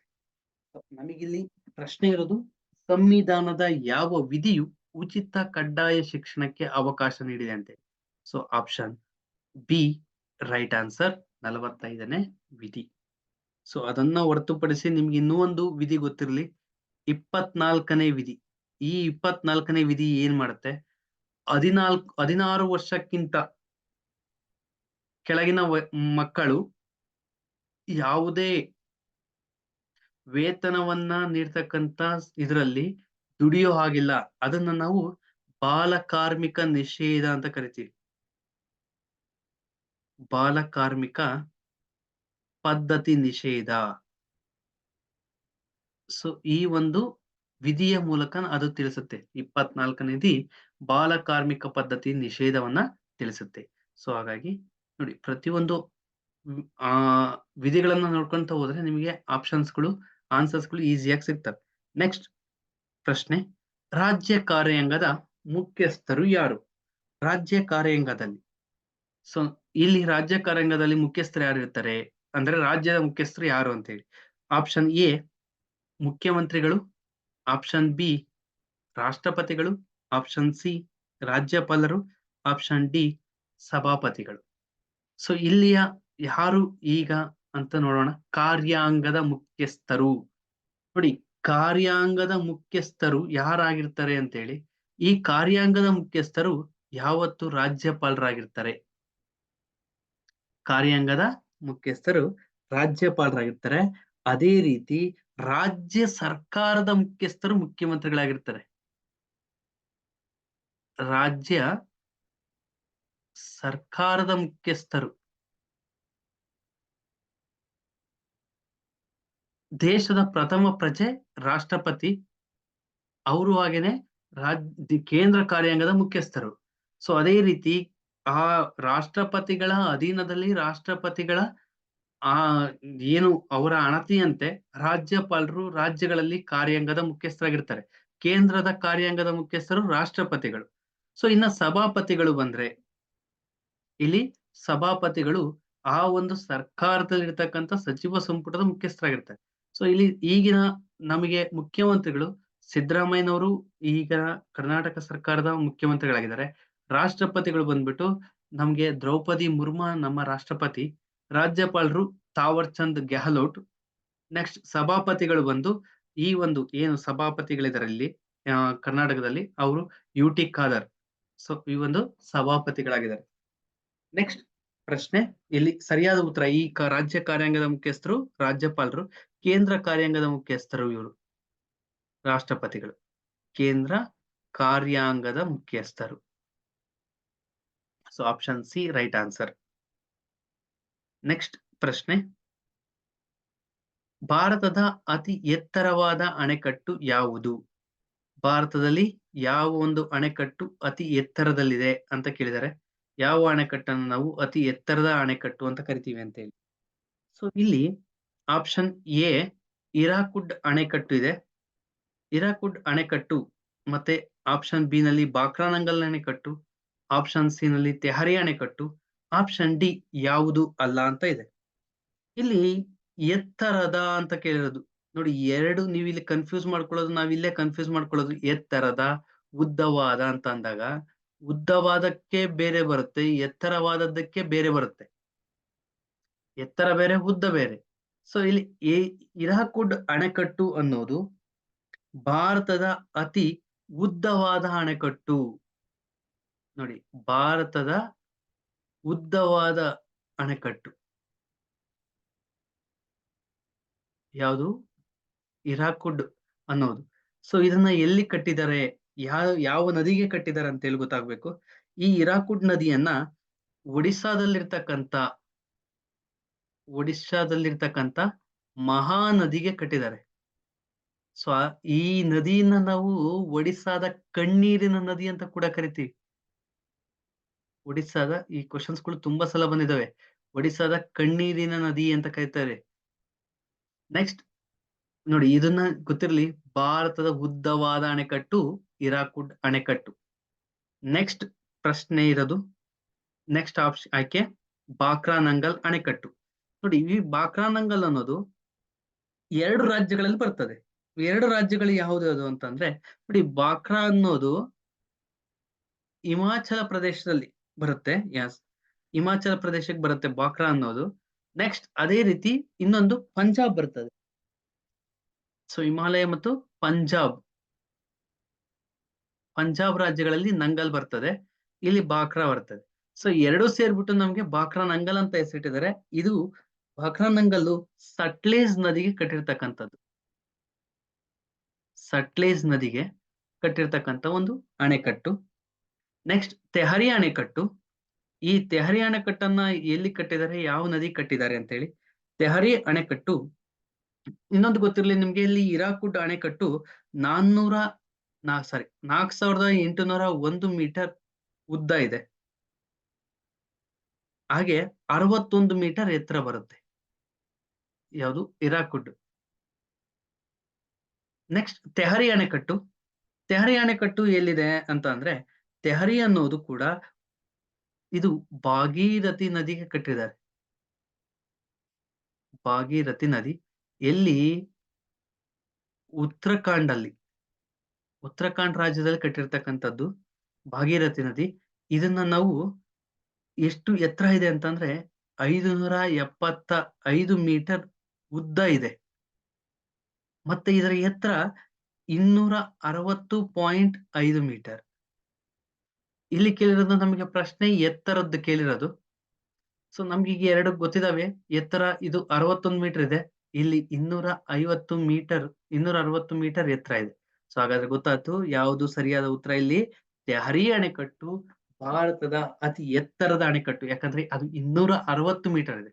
ಅದೇ ಉದ್ದವಾದ ಅಂತ ಅಂದ್ರೆ 4801 ಮೀಟರ್ ಉದ್ದ ಇರತಕ್ಕಂತ ಹಿರಾಕುಡ್ ಅಣೆಕಟ್ಟು ಅತಿ ಉದ್ದವಾದ ಅಣೆಕಟ್ಟಾಗುತ್ತೆ.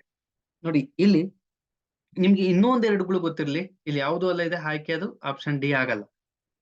ಇನ್ನ ಯಾವ್ಯಾವು ಅಂತ ಅಂದ್ರೆ ಒಡಿಸ್ಸಾದ ಕಣ್ಣೀರಿನ ನದಿ ಮಹಾನದಿ ಅಂತ ಗೊತ್ತಾಯ್ತು ನಿಮಗೆ. ಒಡಿಸ್ಸಾದ ಇದೊಂದು ಇಂಪಾರ್ಟೆಂಟ್ ಟಾಪಿಕ್. ಒಡಿಸ್ಸಾದ ಮಹಾನದಿಯನ್ನು ನಾವು ಕಣ್ಣೀರಿನ ನದಿ ಅಂತ ಕರಿತೀವಿ. ಸೊ ಅದೇ ರೀತಿ ಕೋಸಿ ನದಿ ಅಂತ ಒಂದು ಇದೆ. ಈ ಕೋಸಿ ನದಿಯನ್ನ ನಾವು ಬಿಹಾರದ ಕಣ್ಣೀರಿನ ನದಿ ಅಂತ ಕರಿತೀವಿ. ಬಿಹಾರದ ಕಣ್ಣೀರಿನ ನದಿ. ಯಾಕೆ ಕಣ್ಣೀರಿನ ನದಿ ಅಂತೀವಿ? ಇದು ಅತಿ ಹೆಚ್ಚು ಪ್ರವಾಹ ಬರುತ್ತೆ, ಇಲ್ಲ ಅಂದ್ರೆ ನೀರೇ ಇರೋದಿಲ್ಲ. ಸೊ ಹಾಗಾಗಿ ಇದನ್ನ ಆಲ್ಮೋಸ್ಟ್ ಪ್ರವಾಹಗಳು ಜಾಸ್ತಿ ಆಗಿರೋದ್ರಿಂದ ಬಿಹಾರದ ಕಣ್ಣೀರಿನ ನದಿ ಅಂತ ಕರಿತೀವಿ. ಅದೇ ರೀತಿ ದಾಮೋದರ್ ನದಿಯನ್ನ ಪಶ್ಚಿಮ ಬಂಗಾಳದ ಕಣ್ಣೀರಿನ ನದಿ ಅಂತ ಕರಿತೀವಿ. ಪಶ್ಚಿಮ ಬಂಗಾಳದ ಕಣ್ಣೀರಿನ ನದಿ. ನೋಡಿ ಇಲ್ಲಿ ಎಷ್ಟು ವಿಷಯಗಳು ತಿಳ್ಕೊಳ್ತೀವಿ ನಾವು ಅಂತ ಅಂದ್ರೆ, ಸಾಕಷ್ಟು ವಿಷಯಗಳು ತಿಳ್ಕೊಳ್ತೀವಿ. ಭಾರತದ ಅತಿ ಎತ್ತರದ ಅಣೆಕಟ್ಟು ಅನ್ನೋದು ಒಂದು ಪ್ರಶ್ನೆ ಅಷ್ಟೇನೆ, ಆದ್ರೆ ವಿಷಯಗಳು ನೂರಾರು ಪ್ರಶ್ನೆಗಳು ನಮ್ಗೆ ವಿಷಯಗಳು ತಿಳ್ಕೊಳ್ತೀವಿ. ಹಿರಾಕುಡ್ ಅಣೆಕಟ್ಟು ಭಾರತದ ಅತಿ ಉದ್ದವಾದ ಅಣೆಕಟ್ಟು, ಅತಿ ಎತ್ತರದ ಅಣೆಕಟ್ಟು ತೆಹರಿ ಅಣೆಕಟ್ಟು. ಅದೇ ರೀತಿ ನದಿಗಳು ಬರ್ತವೆ. ಆ ನದಿಗಳು ಬಿಹಾರದಲ್ಲಿ ಒಡಿಶಾ ನದಿ ಮಹಾನದಿ, ಒಡಿಸ್ಸಾದ ಕಣ್ಣೀರಿನ ನದಿ, ಬಿಹಾರದ ಕಣ್ಣೀರಿನ ನದಿ ಕೋಸಿ, ಪಶ್ಚಿಮ ಬಂಗಾಳದ ಕಣ್ಣೀರಿನ ನದಿ ದಾಮೋದರ್ ನದಿ. ಸೊ ಇಲ್ಲಿ ಭಾಗೀರಥಿ ನದಿಗೆ ಕಟ್ಟಿರ್ತಕ್ಕಂತ ತೆಹರಿ ಉತ್ತರಾಖಂಡ್ ರಾಜ್ಯದಲ್ಲಿ ಅದು ಅತಿ ಎತ್ತರವಾದ ಅಣೆಕಟ್ಟಾಗಿದೆ. Option C right answer. ಇನ್ನು ನಮ್ಮ ಕರ್ನಾಟಕದಲ್ಲೂ ಕೂಡ ಸಾಕಷ್ಟು ಅಣೆಕಟ್ಟುಗಳಿದಾವೆ. ಸೊ ಏನು ಕೃಷ್ಣರಾಜಸಾಗರ ಅಣೆಕಟ್ಟು KRS ಮಂಡ್ಯ ಡಿಸ್ಟಿಕ್ ಅಲ್ಲಿ, ಮತ್ತೆ ಆಲ್ಮಟ್ಟಿ ಬಾಗಲಕೋಟೆನಲ್ಲಿ ಆಲ್ಮಟ್ಟಿ ಬರುತ್ತೆ, ಲಾಲ್ ಬಹದ್ದೂರ್ ಶಾಸ್ತ್ರಿ ಅಣೆಕಟ್ಟು. ನೆಕ್ಸ್ಟ್ ಬಳ್ಳಾರಿ ಬಂದ್ರೆ ವಿಜಯನಗರಕ್ಕೆ ಸಂಬಂಧಪಟ್ಟಿದೆ. ಈಗ ಅಲ್ಲಿ ಹೊಸಪೇಟೆಗೆ ತುಂಗಭದ್ರಾ ಅಣೆಕಟ್ಟು ಬರ್ತದೆ. ಇನ್ನ ಚಿತ್ರದುರ್ಗದ ಹಿರಿಯೂರಲ್ಲಿ ಬಂದ್ರೆ ವಾಣಿವಿಲಾಸ ಸಾಗರ. ಸೊ ನೋಡಿ ನಮ್ಮ ಕರ್ನಾಟಕದಲ್ಲಿ ಅತ್ಯಂತ ಹಳೆಯ ಅಣೆಕಟ್ಟು ಅಂದ್ರೆ ವಾಣಿವಿಲಾಸ ಸಾಗರ ಅಣೆಕಟ್ಟು. ಸೊ ಹಿರಿಯೂರಿನ ಮಾರಿ ಕಣಿವೆ ಅನ್ನೋ ಒಂದು ಹತ್ರ ಇರ್ತಕ್ಕಂಥ, ಹಿರಿಯೂರಿನ ಮಾರಿ ಕಣಿವೆ ಹತ್ರ ಇರ್ತಕ್ಕಂಥ ವಾಣಿವಿಲಾಸ ಸಾಗರ ಅತ್ಯಂತ ಹಳೆಯ ಅಣೆಕಟ್ಟು. 1905ರಲ್ಲಿ ಇದರ ನಿರ್ಮಾಣ ಆಗುತ್ತೆ. ಸೊ ಇದು ಅತ್ಯಂತ ಹಳೆಯ ಅಣೆಕಟ್ಟು. ನೆಕ್ಸ್ಟ್ ಪ್ರಶ್ನೆ, ಸಮುದ್ರದ ಆಳವನ್ನು ಅಳೆಯಲು ಬಳಸುವ ಉಪಕರಣ. ಸಮುದ್ರದ ಆಳವನ್ನ ನಾವು ಯಾವುದರ ಮೂಲಕ ಅಳಿತೀವಿ ಅಂತ ಹೇಳಿ? Hygrometer, anemometer, next pathometer, next seismograph. ಹಾಗಾದ್ರೆ ನೋಡಿ ಯಾವುದರ ಮೂಲಕ ನಾವಿಲ್ಲಿ ಅಳಿತೀವಿ ಅಂತ ಹೇಳಿ? ಸಮುದ್ರದ ಆಳವನ್ನ, ಸಮುದ್ರದಲ್ಲಿ ಎಷ್ಟು ಆಳ ನೀರಿದೆ, ಸಮುದ್ರ ಎಷ್ಟು ಉದ್ದ ಇದೆ, ಸಮುದ್ರದಲ್ಲಿ ಬಿದ್ದಿರ್ತಕ್ಕಂಥ ವಸ್ತು ಎಷ್ಟು ಆಳದಲ್ಲಿದೆ, ಇದನ್ನ ನಾವು ಅಳೆಯೋದಿಕ್ಕೆ ಯಾವ ಒಂದು ಉಪಕರಣವನ್ನ ಬಳಸ್ತೀವಿ ಅಂತ ಹೇಳಿ? ಹೈಗ್ರೋಮೀಟರ್. ಆಪ್ಷನ್ ಏನಲ್ಲಿರ್ತಕ್ಕಂಥ ಹೈಗ್ರೋಮೀಟರ್ ಏನನ್ನ ಬಳಸ್ತೀವಿ ಅಂತ ಅಂತಂದ್ರೆ ಗಾಳಿಯಲ್ಲಿನ ತೇವಾಂಶ ಅಳೆಯಲು. ಗಾಳಿಯಲ್ಲಿನ ತೇವಾಂಶವನ್ನ ಅಳೆಯತಕ್ಕಂತ ಉಪಕರಣವನ್ನ ನಾವು ಹೈಗ್ರೋಮೀಟರ್ ಅಂತ ಕರಿತೀವಿ. ನೆಕ್ಸ್ಟ್ ಅನಿಮೋಮೀಟರ್ ಇದೆ. ಅನಿಮೋಮೀಟರ್ನ ಏನು ಇದೆ ಅಂದ್ರೆ ಗಾಳಿಯ ವೇಗವನ್ನ ಅಳಿತಕ್ಕಂಥದ್ದು. ಇದು ಗಾಳಿಯಲ್ಲಿರ್ತಕ್ಕಂಥ ತೇವಾಂಶವನ್ನ ಅಳೆಯೋದು ಹೈಗ್ರೋಮೀಟರ್, ಗಾಳಿಯ ವೇಗವನ್ನ ಅಳೆಯೋದು ಅನಿಮೋಮೀಟರ್. ನೆಕ್ಸ್ಟ್ ಪ್ಯಾಥೋಮೀಟರ್, ಸಮುದ್ರದ ಆಳವನ್ನ ಅಳೆಯೋದು ಪ್ಯಾಥೋಮೀಟರ್, ಸಮುದ್ರದ ಆಳ. ನೆಕ್ಸ್ಟ್ ಸಿಸ್ಮೋಗ್ರಾಫ್ ಇದೆ. ಸಿಸ್ಮೋಗ್ರಾಫು ಭೂಕಂಪದ ತೀವ್ರತೆಯನ್ನ ಅಳೆಯತಕ್ಕಂಥದ್ದು, ಭೂಕಂಪದ ತೀವ್ರತೆಯನ್ನ ಅಳೆಯತಕ್ಕಂಥದ್ದು. ಸೊ ಅದನ್ನ ನಾವು ರಿಕ್ಟರ್ ಮಾಪಕದ ಮೂಲಕ ಅಳಿತೀವಿ. ರಿಕ್ಟರ್ ಮಾಪನ, ಎಷ್ಟು ರಿಕ್ಟರ್ ಭೂಕಂಪ ಆಗಿದೆ ಅಂತ ಹೇಳಿ. ಸೊ ಇಲ್ಲಿ ಭೂಕಂಪದ ತೀವ್ರತೆಯನ್ನು ಅಳಿತಕ್ಕಂಥದ್ದು ಸಿಸ್ಮೋಗ್ರಾಫು. ನಮಗೆ ಗೊತ್ತಾಗಿದೆ ಈಗ. ಹೈಗ್ರೋಮೀಟರ್ ಗಾಳಿಯ ತೇವಾಂಶ, ಆಪ್ಷನ್ ಎ ಆಗೋದಿಲ್ಲ. ಆಪ್ಷನ್ ಬಿ ಅನಿಮೋಮೀಟರ್ ಗಾಳಿಯ ವೇಗವನ್ನು ಅಳಿತಕ್ಕಂಥ ಉಪಕರಣ, ಆಪ್ಷನ್ ಬಿ ಕೂಡ ಆಗಲ್ಲ. ಆಪ್ಷನ್ ಸಿ ಪ್ಯಾಥೋಮೀಟರ್ ಸಮುದ್ರದ ಆಳವನ್ನ ಅಳೆಯುತ್ತಂತ ಉಪಕರಣ, ಹಾಗಾಗಿ ಆಪ್ಷನ್ ಸಿ ರೈಟ್ ಆನ್ಸರ್. ಇನ್ನು ಆಪ್ಷನ್ ಡಿ ಭೂಕಂಪದ ತೀವ್ರತೆಯನ್ನ ಅಳೆಯತಕ್ಕಂಥ ಉಪಕರಣ ರಿಕ್ಟರ್ ಮಾಪಕ. ಸೊ ನೋಡಿ, ಈ ಒಂದು ಏನು ಉಪಕರಣಗಳು ಬರ್ತವೆ, ಈ ಉಪಕರಣಗಳ ಮೇಲೆ ಸಾಕಷ್ಟು ಕ್ವಶನ್ಸ್ ಗಳು ಬಂದಿದ್ದಾವೆ. ಸೊ ಆ ಉಪಕರಣಗಳ ಬಗ್ಗೆ ನಿಮಗೆ ಒಂದಷ್ಟು ವಿಡಿಯೋಗಳನ್ನ ಕೊಡ್ತಾ ಹೋಗ್ತೀನಿ. ನೆಕ್ಸ್ಟ್ ನಿಮಗೆ ಇದೇ ರೀತಿ ನಮಗೆ ವಿಡಿಯೋಗಳು ಬೇಕು ಅಂತ ಅಂದ್ರೆ ನಾವು RV ನವೋದಯ ಕೋಚಿಂಗ್ ಸೆಂಟರ್ ನ ಸಬ್ಸ್ಕ್ರೈಬ್ ಮಾಡ್ಕೊಳ್ಳಿ. ನಿಮ್ಗೆ ವಿಡಿಯೋಗಳು ಮತ್ತೆ ನೋಟಿಫಿಕೇಶನ್ ಸಿಗ್ತಾ ಇರುತ್ತೆ. ನೆಕ್ಸ್ಟ್ ಕ್ವಶನ್, ಬೆಕ್ಕಿನ ವೈಜ್ಞಾನಿಕ ಹೆಸರೇನು ಅಂತ ಕೇಳಿದ್ದಾರೆ. ನೋಡಿ, ಯಾವುದೇ ಒಂದು ವಸ್ತು, ವ್ಯಕ್ತಿಗಳಿಗೆ ಒಂದು ಪ್ರಾಣಿಗಳಿಗೆ ಆಗ್ಲಿ, ಸಸ್ಯಗಳಿಗೆ ಆಗ್ಲಿ, ಒಂದು ವೈಜ್ಞಾನಿಕ ಹೆಸರು, ಸೈಂಟಿಫಿಕ್ ನೇಮ್ ಅನ್ನ ಕೊಟ್ಟಿದ್ದಾರೆ. ಸೊ ಅದಕ್ಕೆ ನಾವು ಬೈನಾಮಿಕ್ಲೇಚರ್ ಅಂತ ಕರಿತೀವಿ, ದ್ವಿನಾಮ ನಾಮಕರಣ ಪದ್ಧತಿ ಅಂತ ಕೂಡ ಕರಿತೀವಿ ನಾವು. ಸೊ ಏನು ಯಾವ ರೀತಿ ಕೊಟ್ಟಿದ್ದಾರೆ ಅಂತ ಅಂದ್ರೆ, ಬೆಕ್ಕಿಗೆ ಇಲ್ಲಿ ಕೇಳಿರೋದು, ಬೆಕ್ಕಿಗೆ ಯಾವ ಒಂದು ವೈಜ್ಞಾನಿಕ ಹೆಸರನ್ನ ಕೊಟ್ಟಿದ್ದಾರೆ ಅಂತ ಹೇಳಿ. ಆಪ್ಷನ್ ಎ ನಲ್ಲಿ ಕೊಟ್ಟಿದ್ದಾರೆ ಈಕ್ವಸ್ ಕ್ಯಾಬಿಲಸ್. ಈಕ್ವಸ್ ಕ್ಯಾಬಿಲಸ್ ಅನ್ನೋದು ಕುದುರೆಯ ಒಂದು ವೈಜ್ಞಾನಿಕ ಹೆಸರು, ಸೈಂಟಿಫಿಕ್ ನೇಮ್ ಕುದುರೆದು ಈಕ್ವಸ್ ಕ್ಯಾಬಿಲಸ್. ಇನ್ನ ಪೆಲಿಸ್ ಡೊಮೆಸ್ಟಿಕ್ ಅಂತ ಅಂದ್ರೆ ಅದು ಬೆಕ್ಕಿಗೆ ಇರ್ತಕ್ಕಂತ ಒಂದು ವೈಜ್ಞಾನಿಕ ಹೆಸರು. ಇನ್ನ ಆಪ್ಷನ್ ಸಿ ನಲ್ಲಿ ಹೋಮೋಸಿಪಿಯನ್ ಇದೆ, ಅದು ಮಾನವನಿಗೆ ಅಥವಾ ಮನುಷ್ಯನಿಗೆ ಇರ್ತಕ್ಕಂತ ವೈಜ್ಞಾನಿಕ ಹೆಸರು. ಏಲಿಯಂ ಸಿಪಾ ಅನ್ನುವುದು ಈರುಳ್ಳಿಯ ವೈಜ್ಞಾನಿಕ ಹೆಸರು. ನೋಡಿ, ತರಕಾರಿಗಳಿಗೆ ಆಗ್ಲಿ, ನಾವೇನು ಸಸ್ಯಗಳಿದಾವೆ ಆ ಸಸ್ಯಗಳಿಗೆ ಆಗ್ಲಿ ಎಲ್ಲದಕ್ಕೂ ಸೈಂಟಿಫಿಕ್ ನೇಮ್ ಇದೆ. ಸೊ ಅಲ್ಲಿ ಈಕ್ವಸ್ ಕ್ಯಾಬಿಲಸ್ ಅನ್ನೋದು ಕುದುರೆಗಾದ್ರೆ, ಪೆಲಿಸ್ ಡೊಮೆಸ್ಟಿಕ್ ಬೆಕ್ಕಿಗಿದೆ. ನೋಡಿ, ಪೆಲಿಸ್ ಅನ್ನೋದು ಈ ಏನು ನಾವು ಹುಲಿ ಮತ್ತೆ ಸಿಂಹಗಳು ನೋಡ್ತೀವಿ, ಅವು ಕೂಡ ಈ ಪೆಲಿಸ್ ನ ಅಂದ್ರೆ ಬೆಕ್ಕಿನ ಒಂದು ತಳಿ, ಅವೆಲ್ಲನ ಬೆಕ್ಕಿನ ಒಂದು ಜೀನ್ಸ್, ಬೆಕ್ಕಿನಿಂದ ಬಂದಿರತಕ್ಕಂಥವು ಅಂತ. ನಾವು ಹೇಗೆ ಮಂಗನಿಂದ ಮಾನವಾಗಿದೀವಿ, ಹಾಗೆ ಅವು ಕೂಡ ಈ ಹುಲಿ, ಚಿರತೆ, ಸಿಂಹಗಳು ಏನಿದಾವೆ ಅವು ಕೂಡ ಪೆಲಿಸ್ ಇಂದ, ಬೆಕ್ಕಿನಿಂದ ಬಂದಿರತಕ್ಕಂತಹ ಒಂದು ಪ್ರಾಣಿಗಳು. ಹಾಗಾಗಿ ನಾವು ನೋಡಿ, ನಾವು ಹುಲಿಯನ್ನ ನಾವು ವೈಜ್ಞಾನಿಕವಾಗಿ ಏನಂತ ಕರಿತೀವಿ, ಪೆಲಿಸ್ ಟೈಗ್ರಿಸ್ ಅಂತ ಕರಿತೀವಿ, ಪೆಲಿಸ್ ಟೈಗ್ರಿಸ್. ನೆಕ್ಸ್ಟ್ ಅದೇ ರೀತಿ ಸಿಂಹವನ್ನ ಪೆಲಿಸ್ ಲಿಯೋ ಅಂತ ಕರಿತೀವಿ. ಯಾಕೆ ಪೆಲಿಸ್ ಅನ್ನೋದು ನೋಡಿ ಎರಡರಲ್ಲೂ ಕಾಮನ್ ಇದೆ ಅಂದ್ರೆ, ಇದು ಈ ಒಂದು ಏನು ಬೆಕ್ಕಿನ ಜಾತಿಗೆ ಸಂಬಂಧಪಟ್ಟಿರ್ತಕ್ಕಂತ ಪ್ರಾಣಿಗಳು, ಹುಲಿ ಮತ್ತೆ ಸಿಂಹ, ಹಾಗೆ ಚಿರತೆ ಕೂಡ. ಸೊ ಹಾಗಾಗಿ ಅದು ಪೆಲಿಸ್ ಅನ್ನೋದು ಕಾಮನ್ ಆಗಿ ಆ ವೈಜ್ಞಾನಿಕ ನೇಮ್ ಇದೆ. ಇಲ್ಲಿ ಬೆಕ್ಕಿನ ವೈಜ್ಞಾನಿಕ ಹೆಸರು ಪೆಲಿಸ್ ಡೊಮೆಸ್ಟಿಕ್ ಅನ್ನೋದು. ಆಪ್ಷನ್ ಬಿ ಸರಿಯಾದ ಉತ್ತರ. ನೆಕ್ಸ್ಟ್ ಪ್ರಶ್ನೆ,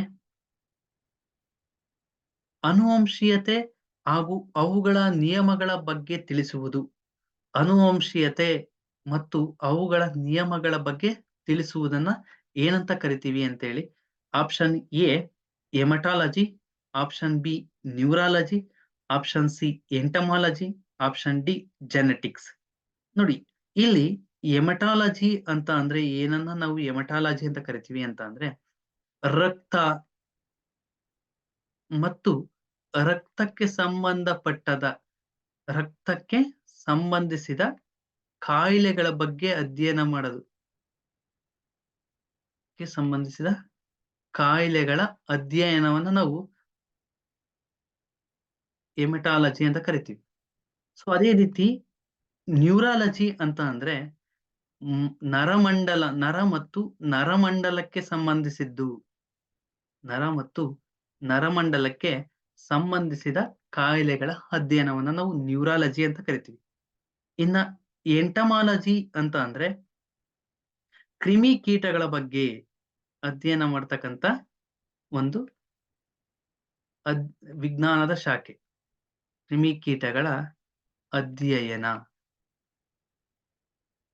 ಹಾಗಾದ್ರೆ ಜೆನೆಟಿಕ್ಸ್ ಅಂತ ಅಂದ್ರೆ ಏನು ಅಂತಂದ್ರೆ ಅನುವಂಶೀಯತೆ. ಸೊ ಜೆನೆಟಿಕ್ಸ್ ಅಂತ ಅಂದ್ರೆ ಅನುವಂಶೀಯತೆ. ಏನ್ ಹೆರಿಡಿಟಿ ಅಂತ ಕರಿತೀವಿ, ಅದನ್ನ ನಾವು ಅನುವಂಶೀಯತೆ ಅಂತ ಕರಿತೀವಿ. ಅನುವಂಶೀಯತೆ ಜೆನೆಟಿಕ್ಸ್ ಜೀನ್ಸ್ ಅವುಗಳ ನಿಯಮಗಳ ಬಗ್ಗೆ ತಿಳಿಸೋದು ಜೆನೆಟಿಕ್ಸ್. ಸೊ ಇಲ್ಲಿ option D right answer. Next ಪ್ರಶ್ನೆ, ಬೇಸ್‌ಬಾಲ್ ಆಟದ ಮೈದಾನದ ಹೆಸರೇನು ಅಂತ ಕೇಳಿದ್ದಾರೆ. ಸೊ ಲಾಸ್ಟ್ ಪ್ರಶ್ನೆ, ಬೇಸ್‌ಬಾಲ್ ಆಟದ ಮೈದಾನದ ಹೆಸರು. ನೋಡಿ, ನಾವು ಎಲ್ಲದಕ್ಕೂನು ಗ್ರೌಂಡ್‌ಗೆ ಹೋಗೋಣ ಆಟ ಆಡೋದಕ್ಕೆ ಅಂತೀವಿ. ನೋಡಿ, ಅಲ್ಲಿಗೆ ಒಂದೊಂದಕ್ಕೆ ಒಂದೊಂದು ಆಟಕ್ಕೆ ಒಂದೊಂದು ಮೈದಾನಕ್ಕೆ ಒಂದೊಂದು ಹೆಸರಿದಾವೆ. ಸೊ ಈಗ ಇಲ್ಲಿ ಪಿಚ್, ನಾವು ಪಿಚ್ ಅಲ್ಲಿ ಆಟ ಆಡೋದು ಅಂತಂದ್ರೆ ಅದು ಕ್ರಿಕೆಟ್. ಕ್ರಿಕೆಟ್‌ಗೆ ಹೋಗ್ಬಿಟ್ಟು ಪಿಚ್ ಅಲ್ಲಿ ಆಟ ಆಡ್ತೀವಿ ಅಂತ ಹೇಳ್ತೀವಿ. ಸೊ ಅದೇ ರೀತಿ ಅರೇನಾ ಅಂತ ಇದೆ. ಅರೇನಾ ಅಂತ ಅಂದ್ರೆ ಅದು ಕುದುರೆ ಸವಾರಿ ಮಾಡ್ತಕ್ಕಂತ ಮೈದಾನದ ಹೆಸರು. ಕುದುರೆ ಸವಾರಿ ಆಟದ ಮೈದಾನದ ಹೆಸರು ಅರೇನಾ. ಅದೇ ರೀತಿ ಡೈಮಂಡ್ ಇದೆ. ಡೈಮಂಡ್ ಅನ್ನೋದು ಬೇಸ್‌ಬಾಲ್, ಏನು ಕ್ವೆಶ್ಚನ್ ಇದೆ ಆ ಬೇಸ್‌ಬಾಲ್ ಆಟದ ಮೈದಾನದ ಹೆಸರು ಡೈಮಂಡ್. ಆಪ್ಷನ್ ಸಿ ಸರಿಯಾದ ಉತ್ತರ. ಇನ್ನ ರೇಂಜ್ ಇದೆ. ಈ ರೇಂಜ್ ಯಾವುದಕ್ಕೆ ಬರುತ್ತೆ? ಶೂಟಿಂಗ್ ರೇಂಜ್, ಶೂಟಿಂಗ್ ಮತ್ತೆ ಬಿಲ್ಲುಗಾರಿಕೆ, ಆರ್ಚರಿ ಅಂತ ಕೂಡ ಕರಿತೀವಿ. ಇವುಗಳಿಗೆ ಸಂಬಂಧಪಟ್ಟಿದೆ. ನೋಡಿ, ಈಗ ನಮಗೆ ಗೊತ್ತಾಗ್ತಿದೆ. ಇನ್ನೂ ತಿಳ್ಕೊಳ್ಳೋದು ತುಂಬಾ ಇದೆ. ನಾವು ನೋಡಿ, ಸಾಯೋ ತನಕ ತಿಳ್ಕೊಂಡ್ರುನು ಸಮುದ್ರದಲ್ಲಿ ಒಂದು ಪಕ್ಷಿ ಕುಡಿಯೋ ನೀರು ಏನು ಕುಡಿತೈತೆ ಅಷ್ಟು ತಿಳ್ಕೊಳ್ತೀವಿ ಅಷ್ಟೇ. ಸೊ ಇಲ್ಲಿ ಬೇಸ್‌ಬಾಲ್ ಆಟದ ಮೈದಾನದ ಹೆಸರು ಡೈಮಂಡ್. ಪಿಚ್ ಅನ್ನೋದು ಕ್ರಿಕೆಟ್‌ಗೆ, ಅರೇನಾ ಅನ್ನೋದು ಕುದುರೆ ಸವಾರಿಗೆ, ಡೈಮಂಡ್ ಅನ್ನೋದು ಬೇಸ್‌ಬಾಲ್‌ಗೆ, ರೇಂಜ್ ಅನ್ನೋದು ಶೂಟಿಂಗ್ ಅಥವಾ ಬಿಲ್ಲುಗಾರಿಕೆಗೆ ಸಂಬಂಧಪಟ್ಟಿದೆ. ಸೊ ಇದೇ ರೀತಿ ನಿಮಗೆ ಇನ್ನೂ ಸಾಕಷ್ಟು ಕ್ವೆಷನ್ಸ್ ಗಳನ್ನ ಕೊಡ್ತಾ ಹೋಗ್ತೀವಿ. ನೀವು ನಮ್ಮ ಆರ್-ವಿ ನವೋದಯ ಕೋಚಿಂಗ್ ಸೆಂಟರ್‌ನ ಸಬ್ಸ್ಕ್ರೈಬ್ ಮಾಡ್ಕೊಳ್ಳಿ. ಅದೇ ರೀತಿ ನಿಮಗೆ ಇದೇ ಏನು ನವೋದಯ ಸೈನಿಕು ಆರ್‌ಎಂಎಸ್‌ಗೆ 5ನೇ ತರಗತಿಯಲ್ಲಿ ಓದ್ತಿರ್ತಕ್ಕಂಥ, ಈಗ 4ರಿಂದ ಪಾಸ್ ಆಗಿ 5ನೇ ತರಗತಿಗೆ ಹೋಗ್ತಿರ್ತಕ್ಕಂಥ ವಿದ್ಯಾರ್ಥಿಗಳು ಯಾರೆಲ್ಲ ಕನ್ನಡ ಮೀಡಿಯಂ, ಇಂಗ್ಲಿಷ್ ಮೀಡಿಯಂನವರಿದ್ದೀರಾ, ಅವರಿಗೆ ಏಪ್ರಿಲ್ 15ರಿಂದ ನಿರಂತರವಾಗಿ ಆನ್‌ಲೈನ್ ಲೈವ್ 1 to 1 ಇಂಟರಾಕ್ಷನ್ ನಲ್ಲಿ ಲೈವ್ ಕ್ಲಾಸ್‌ಗಳು ನವೋದಯಕ್ಕೆ ಸಂಬಂಧಪಟ್ಟಂತೆ, ಆರ್‌ಎಂಎಸ್ ಸೈನ್ಯಕ್ಕೆ ಸಂಬಂಧಪಟ್ಟಂತೆ ತರಬೇತಿಯನ್ನ ಕೊಡ್ತಾ ಹೋಗ್ತೀವಿ. ಕ್ಲಾಸಸ್‌ಗಳು ಸ್ಟಾರ್ಟ್ ಆಗ್ತಾ ಇದಾವೆ.